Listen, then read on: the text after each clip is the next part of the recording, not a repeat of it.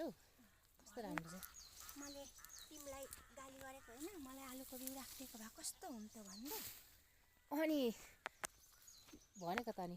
आउनु ल्याउनु भएन र त्यहाँबाट कम्ता महँगो ल्यायो त मलाई कसरी अब झन् चिप्ले लडे साथीले ए दिदीको आलु त कति धेरै फलेको होला नि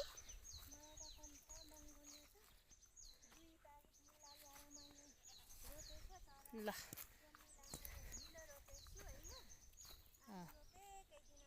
दिदीले मलाई मुला साग खै साग चाहिँ दिदी फेरि तल जानु साग लिनुलाई म ढिलो भइसक्यो नि त मलाई कस्तो राम्रो आलु छ ल साथी हेर्नुहोस् त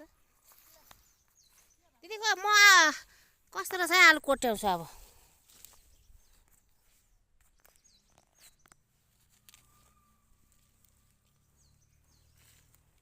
भर्खर फल्दैछ है क्या ए पानी परे त हुन्थ्यो नि त भर्खर भर्खर फल्दै रहेछ ल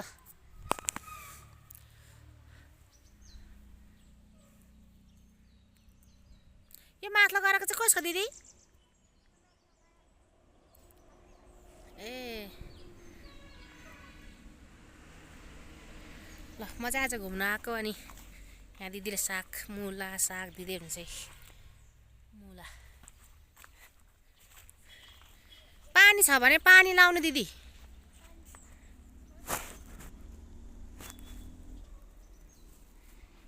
दिदीकोमा आयो भने चाहिँ जहिले पनि के लगेर जाने हो कि मैले